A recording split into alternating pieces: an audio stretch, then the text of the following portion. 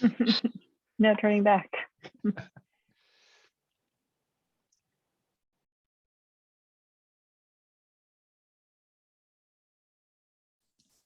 It is interesting to see that there's a message, popped up asking me to leave or continue. Yeah. As soon as you hit the recording button. Hello, everyone. Just wait about 30 seconds to a minute for everyone to join, and then we'll begin.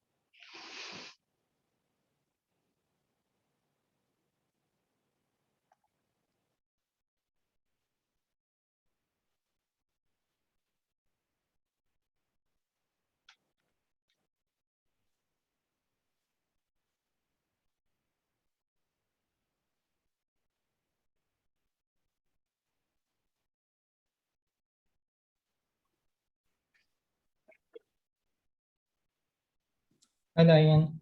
Hi. How are you? How are you? Sorry for being late. Contractor is at home, so I kind of lost track of time. Thank you for coming and giving a talk today. Sure. Yeah, it's a privilege to give a talk and such a great university. I hope to talk about interesting topics to everybody joining today.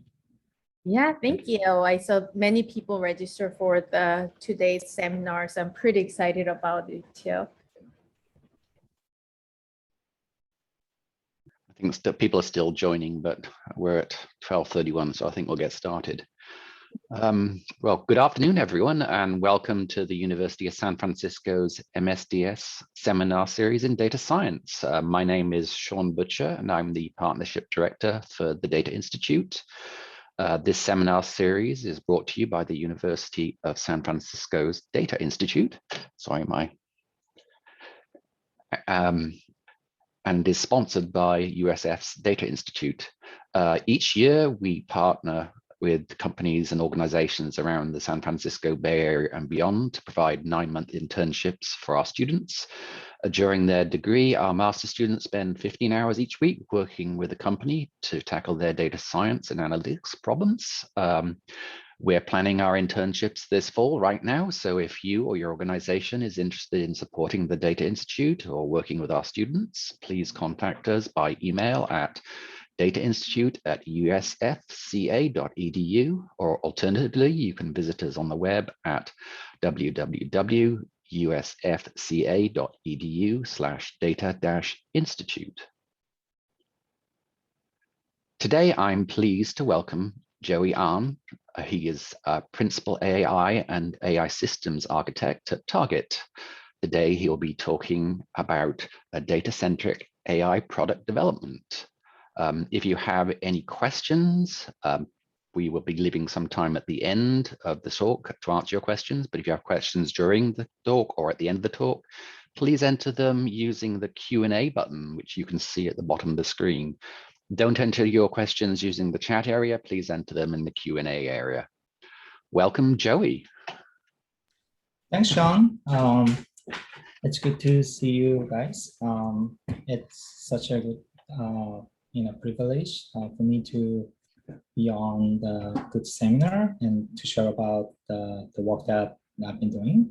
So it'll be a little bit general because sometimes I'm not able to share some IP related the contents at Target, but I think this should be able to give you a pretty good sense of what retailers are seeking for AI and the use cases of AI and how we build AI infrastructure and how we build the AI products, which is data-driven. So let me share my slide. Okay. Are you able to see my screen? Yes. Okay, sounds good. Again, my name is Joey Ahnn. I'm a Principal AI Engineer.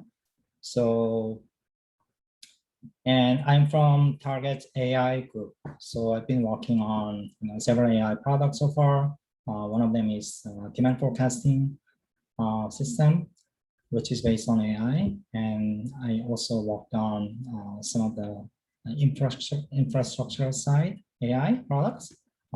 So I will talk about some of the details as well. So today I will cover some of the use cases of AI for retail industry. So probably you might have questions around what retail industry and retailer, big box retailers are trying to use AI. Right? So those use cases I will talk about.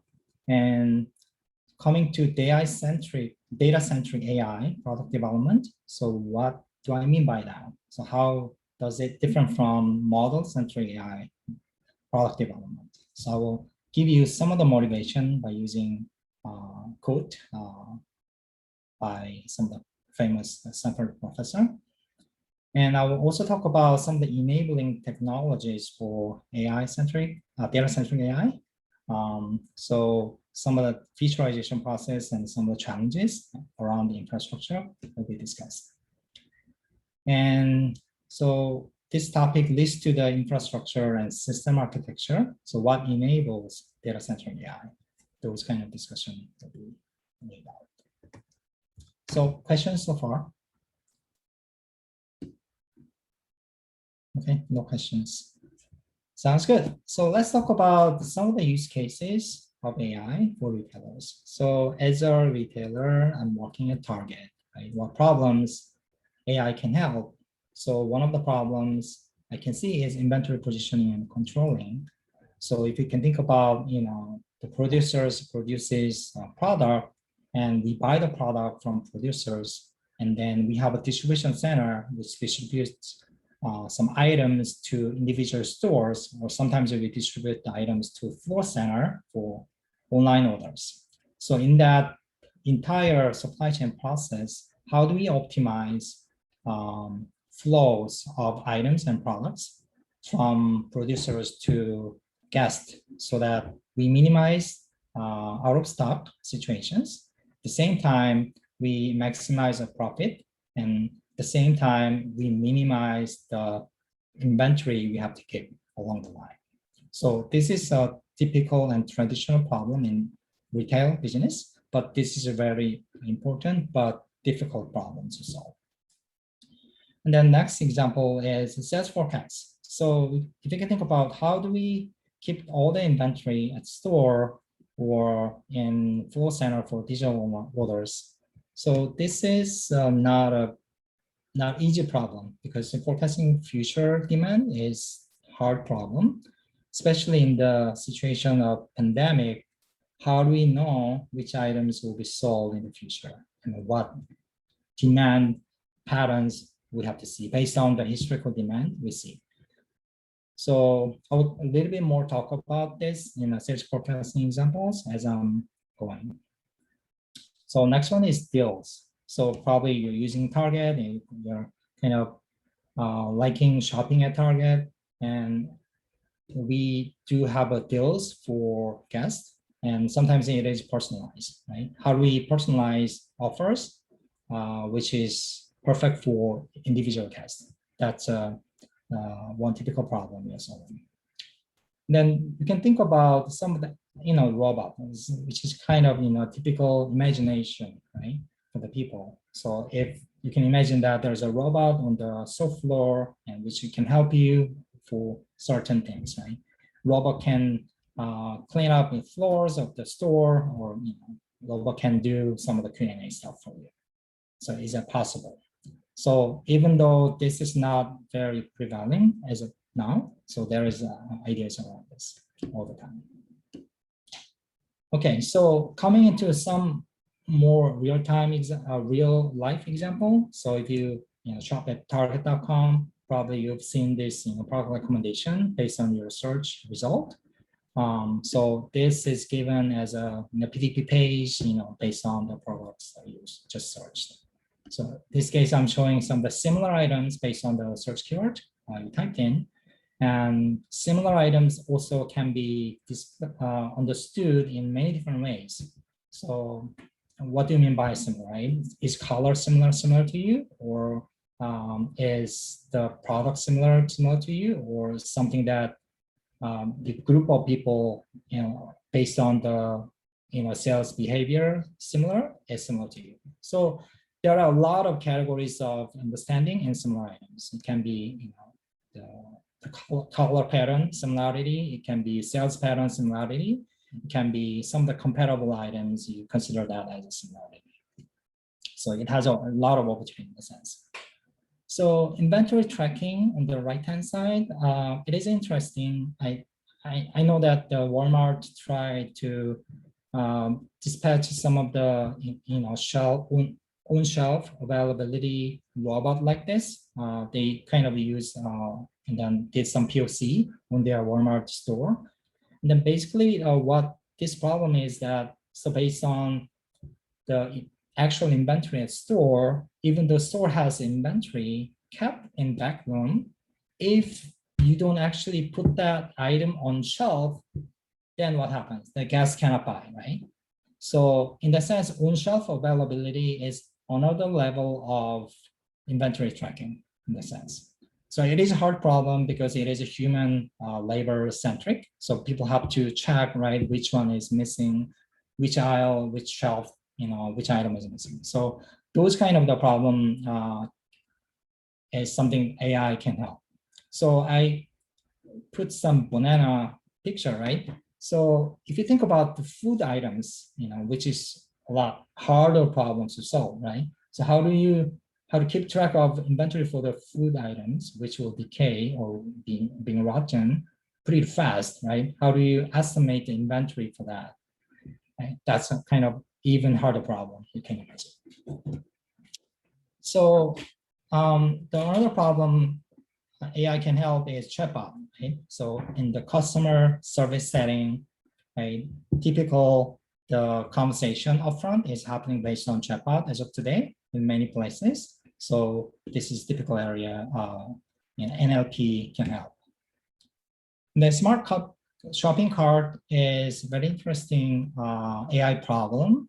So where each cart has some mobile devices embedded, and you can just scan your items on the cart, and by the time when you're done, and you can check out based on mobile devices attached to shopping cart. This is kind of typical problems. I know that some startups are solving this problem.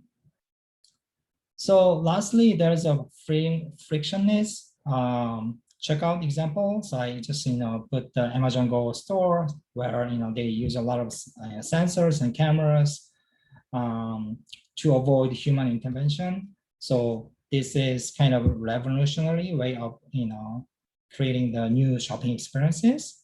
But I think there is a lot of experimentation going on here and there. Okay, so let's go back to data science problem.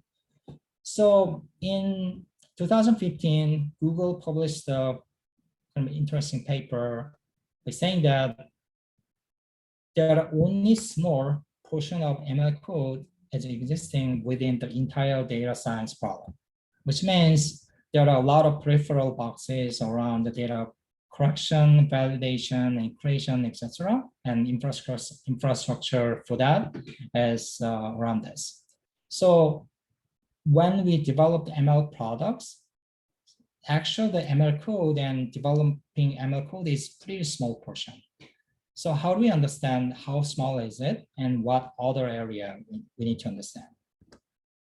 So 2021, 6 years later, so Stanford professor Andrew Ng says 80% of time we're spending time for data prep when we build AI products. So he specifically mentioned 80%. Before, you remember that in Google paper they didn't talk about percentage, but now we see people start claiming that 80% specific numbers. So how do we understand 80%? What constitutes 80% of time in development? So that's kind of where I'm heading as a motivation factor. So let's try to understand what makes 80% in entire data science lifecycle. It's from understanding business need and problems and applying AI to execution. So we need to have several steps to follow. So for example, here, so data prep is one stage. Where people understand data, extract the data to clean up and making features out of it, and productionize it. And they're moving on to model development, where they take the inputs from the previous stage, and then they extract the data and apply some of the featureization techniques and create a model on top.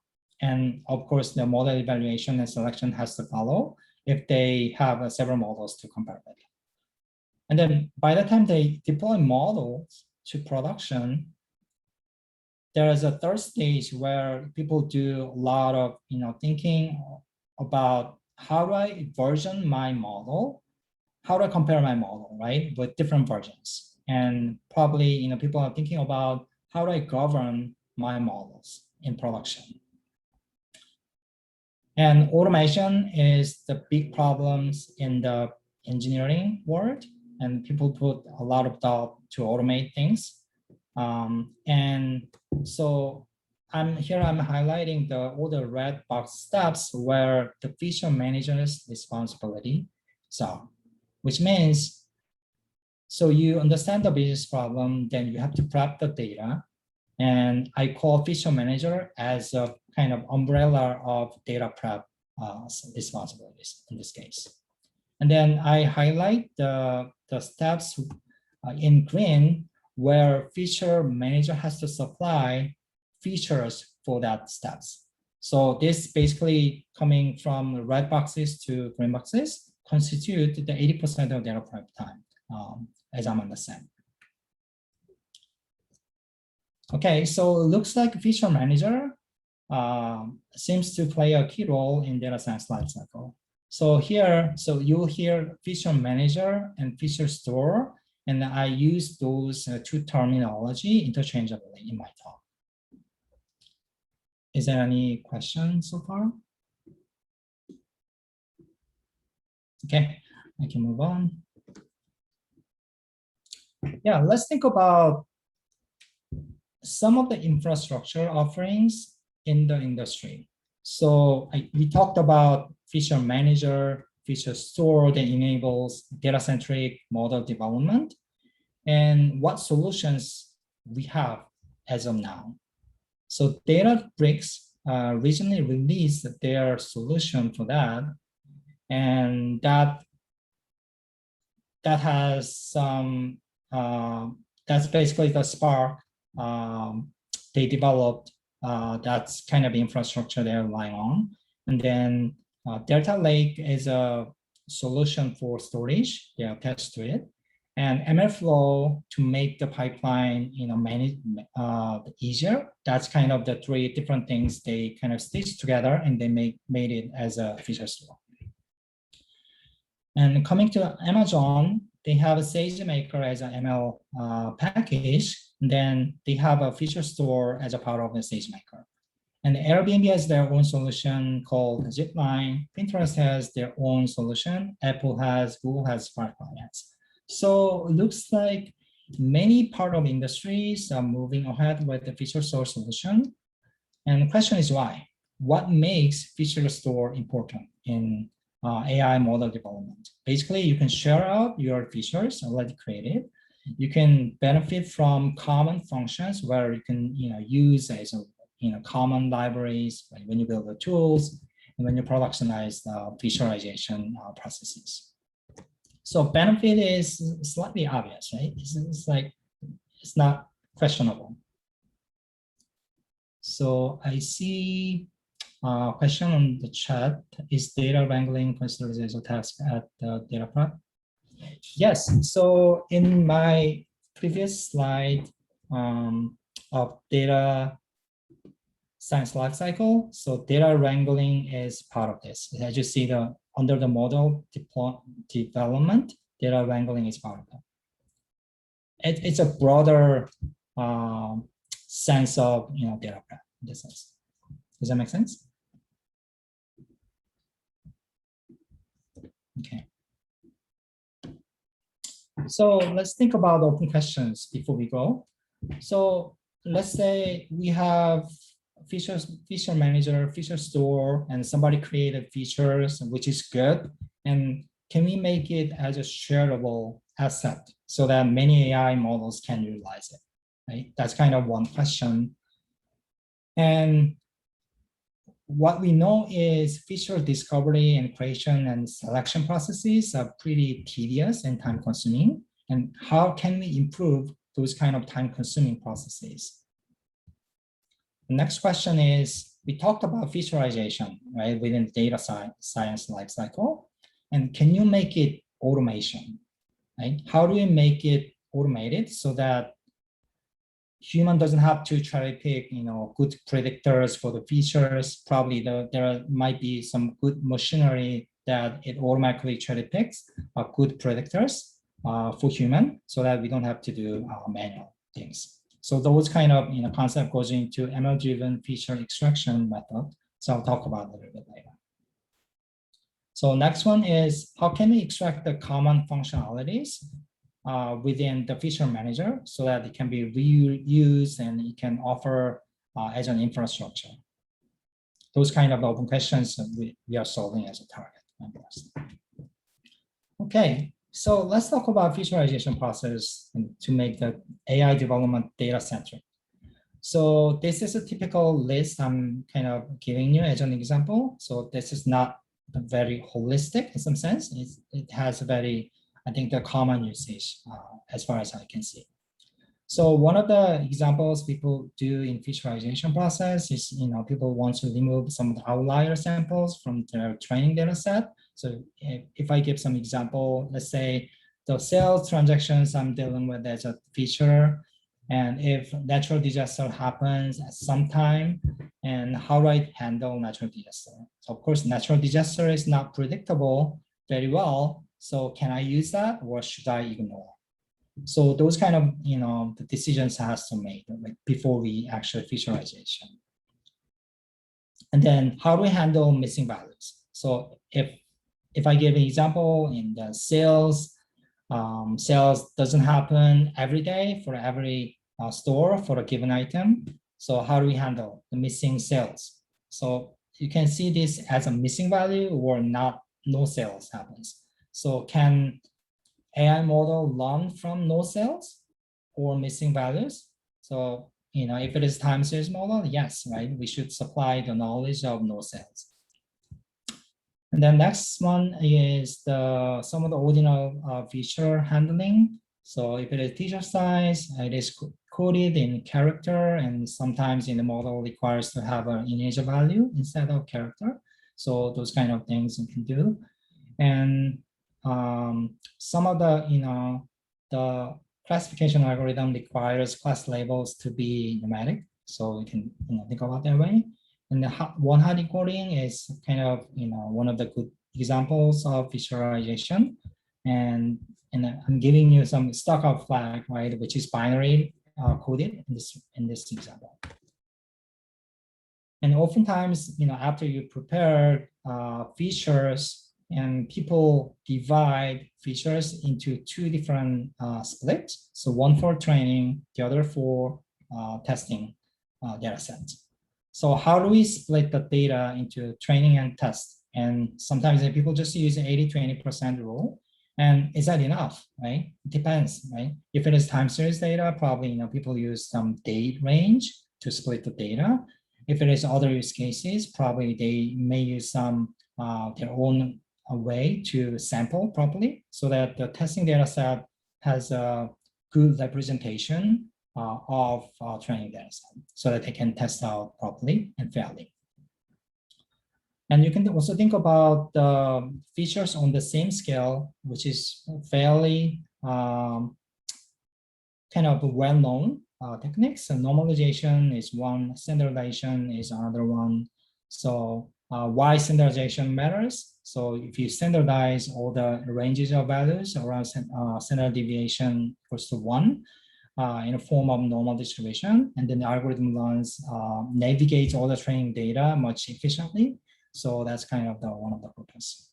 So feature selection is normally done by the correlation based, so that of course you can think about the different the metrics you can to try to pick the good predictors for your model. And feature extraction is different from selection because feature extraction process generates a new hyperplane of input features, so that sometimes you don't have a capability to explain what actually extracted features is, because it was converted and extracted into the new hyperplane. Okay, I see. Okay. So along the line, we see some challenges to featureization, to make the data featureized. So sometimes we do have bad features, and what are the impacts for that to the model is we are getting low performing AI models. Sometimes we get too many features, and that makes dimensionality to be high, so that throughout the training process, AI model has to go through too many parameters to fit. So that is what is called overfitting problem. So we'll talk about a little bit later.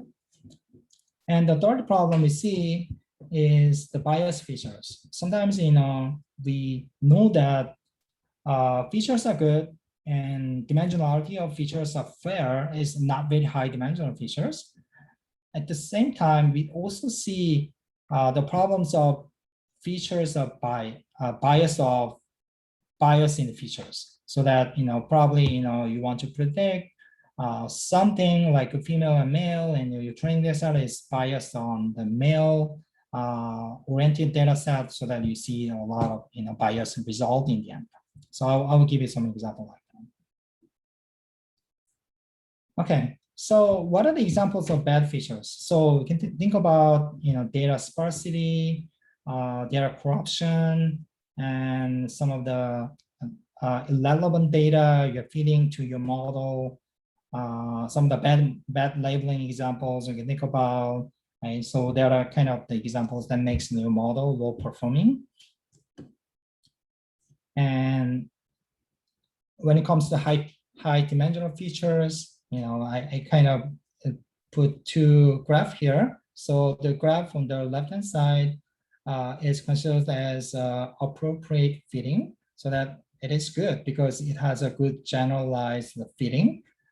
Even though you see not everything is fitted well, but we consider that as a good fitting.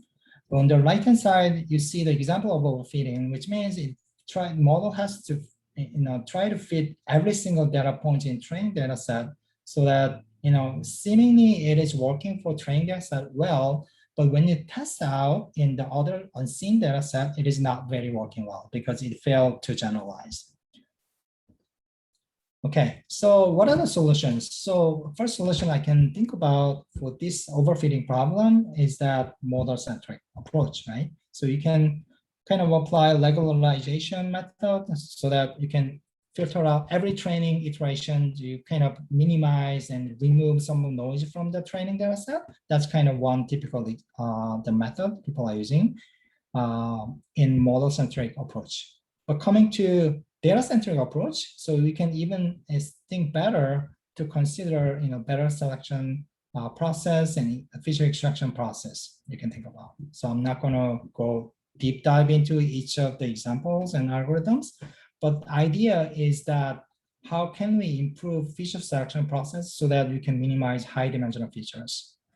And then how do we avoid high dimensional features by applying feature extraction, the algorithm, so that algorithm figures out good features which covers good variance of the entire training data set.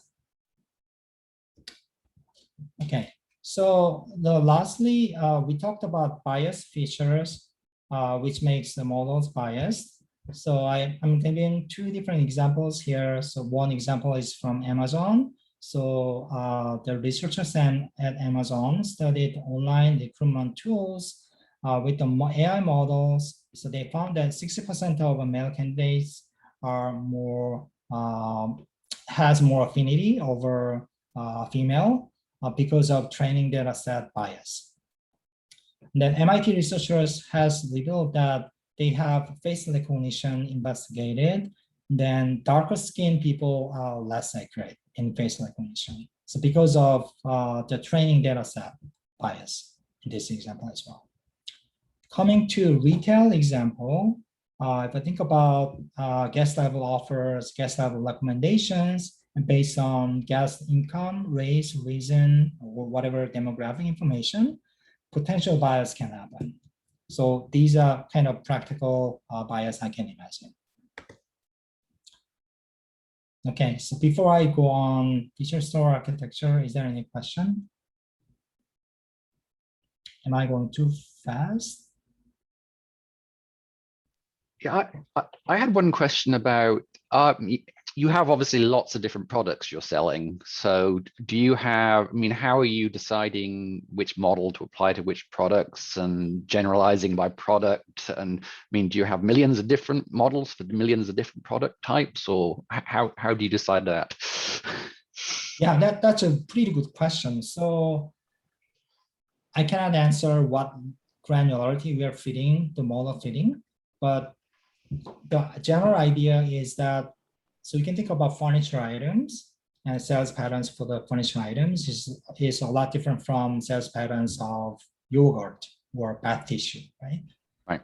There are definitely, big difference in good predictors between furniture items and yogurt and bath tissues. In the sense, within the pipeline we built, we are trying to address the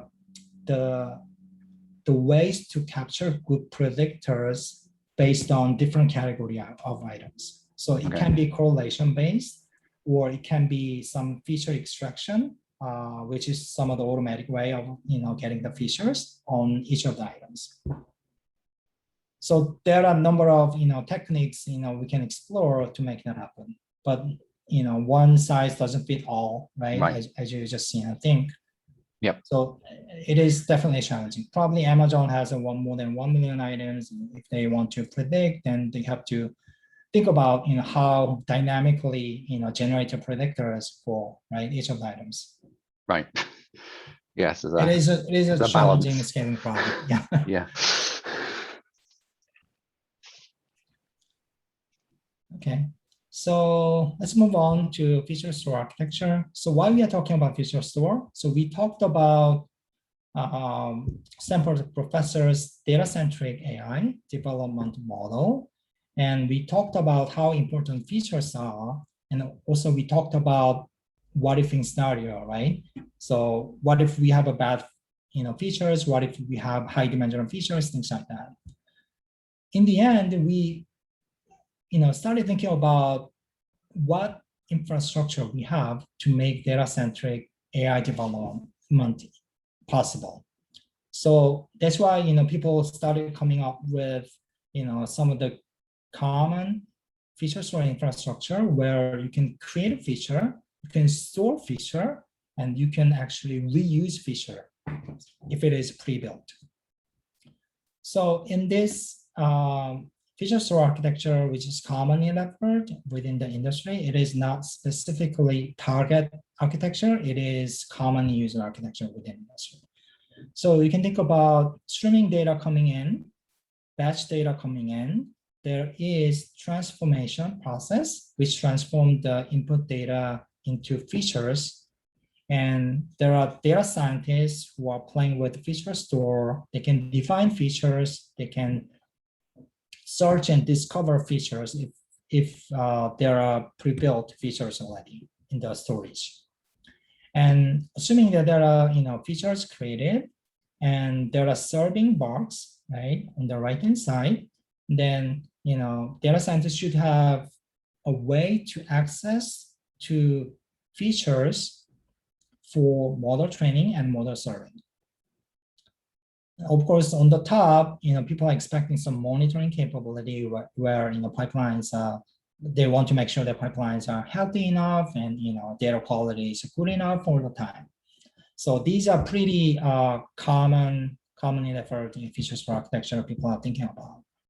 But there are variations because it is fairly new area people are coming up. Sometimes people have a versioning idea so that each feature can be versioned every time they create new. And even though schema is the same, based on freshness of data or data creation time, they create a new versions on top. There are many different flavors of component when it comes to feature store in the sense. Okay. And so I'm trying to relate that reference architecture to the work that I did at Target. So we built feature access layer. We call it feature SDK or API. So which is related to serving layer and the registry layer, so that people can create a feature through API and people can call the access to the feature through an API. And we created a tool where people can explore features. So you can think about this as a discovery tool. Oftentimes people want to evaluate those features, right, based on correlation analysis and other metrics they're playing with. So we provide a pre-computed correlation analysis throughout the tools. And then featureization process. Those are the pipelines we built on top. So we have, as of now, 30 different pipelines, which touches upon different data sets and creates a features on top. And coming to monitoring, so we have feature quality validation components. We call it data validator. So we open sourced it. If you're interested in, you can just just search for it. So basically what it does is it tracks the specific quality of data you created based on featureization processes. So whether the example might be whether these features are between min-max range, or whether null is more than X%, or whether this data has X number of lows for each partition of data, things like that. So those kind of checks can be created by users and put that in as a pipeline. So another type of monitoring tool we built in-house is product job monitoring tool. We call it Job Viewer. So what this is special about is that it actually can monitor jobs running in different cluster environments. So you can think about the one job running in Hadoop, another job running in GPU cluster, and probably you have another type of job running in many different clusters, right? So if you want to monitor all the different jobs running in different schedulers, it is very kind of frustrating. So that's why we started creating this job viewer tool, so that you can monitor all the different kind of jobs in one screen. Okay, so is there any questions so far in terms of architecture? Yeah, we had one question in the chat. Jay Wu asked, is there a feedback mechanism somewhere here in this architecture diagram to allow new feature exception capture? Yeah, so it's a good question. Sometimes in the feedback, in terms of how good this feature is, how bad this feature is that the answer? Is that the question? They're asking, is there a feedback mechanism to capture new features? Right. I'm trying to understand. So are you thinking about some crawler type of system where it keeps crawling good predictors in an automatic fashion? Is that something? I'm not sure what they're asking on that. Yeah, so I mean, as I said, identifying and discovering features are pretty labor intensive. Even this is AI. So AI model development process is pretty much labor intensive, right? So people, sometimes it is coming from human knowledge who worked on this area for the last 20 years, right? Or sometimes, it is obvious to capture that weather is a good predictor for my sales prediction, or some, seasonal trend is a good predictor for my sales prediction, right? So those kind of, human knowledge is comes into play. At the same time, how can I get the automatic feedback, right? If it is not working, right? So probably we can think about, feature attribute or feature importance, right? Based on the model you build, and then these are all the features, considered as an important features, right? Those kind of metric you can incorporate it somehow. But I'm not sure if this can be automatically incorporated into the next model training. Right. So it's not automatically learning new features and adding new features. It's a task that you have to go through rather than having the system do it all by itself. Exactly. Yeah. Okay. All right. So this is my last slide. Oh, okay. So I kind of want to share the Ahn's quote. So coming up with features, it's difficult, time-consuming, and requires expert knowledge. Applied machine learning is basically feature engineering. So what I'm trying to highlight is that identifying features are important, but very difficult and time-consuming. So industry is trying to find a way to automate this process as much as possible. So feature store or manager is, I think, the one effort people started, solving this problem.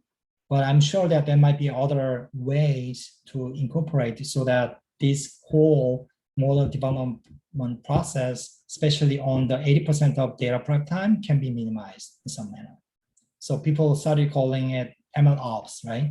If you have, it's similar to the DevOps, right? Which may be mostly automated in production environment. So people are thinking about the similar thing. So if many part of the ML tools or production pipelines can be minimized, and if it is 80%, that's a big win. So that's why people are thinking about MLOps as a kind of DevOps alternative in AI products. So I posted my email. So Target is hiring a lot. So if you are interested in, please reach out to me. We can discuss potential opportunities in the future. Thank you. Any questions? Thank you so much, Joey. Yeah, we'll spend some time answering your questions now. So if you have any questions, please enter them in the Q&A box. How has, I have a general question that's kind of obvious when related to COVID and how that has changed user behavior and features, and how did you find your models adapted to major shifts in user behaviors as a result of that? You said that do you incorporate natural disasters, but when you have something like that that's going on for so long, how do you react, and how quickly can your models react? I think that's a very good question, but very hard question to answer. Yeah. So I can give some general idea of what I'm thinking. So let's say in demand modeling, I have 5 years data, and first 4 years of history has certain similar sales trend patterns. Right. And last year, I have drastically different sales pattern because of COVID. Right. Yes. And I'm just pumping up that historical data into my model training process, and the model try to learn history. And what do you expect? Right? Yeah. Probably there might be some smoothing happening, right, in the model processing, and model end up with, right, some average value to predict. And is that what you want? Right. That's a big question. So is there a way that you can minimize some of the extreme sales because of COVID?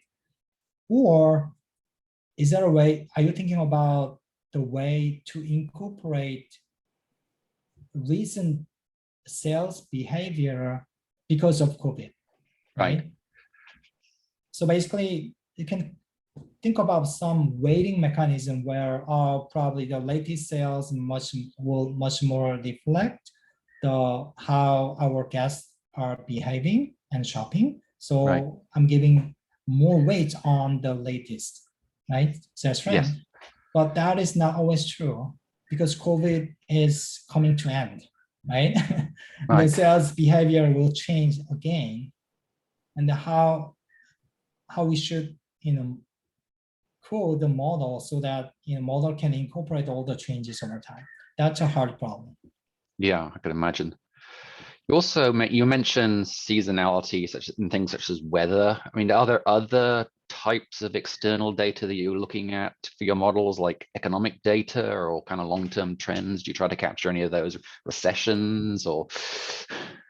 Yeah, that's a good question. So if it is microeconomic metrics or macroeconomic metrics, so sometimes we see those as a good predictor from research papers, but in reality, so for example, gas price, right? Gas prices are changing a lot, and Right. sometimes people want to consider some of the the payout day, right, as a predictor to spend more, right, within the week or within a month.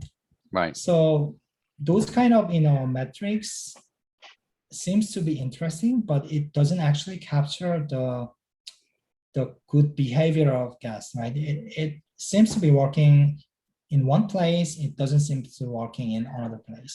Right. So we don't often find a consistent behavior or pattern based on those kind of metrics. Right. So what was the other comments?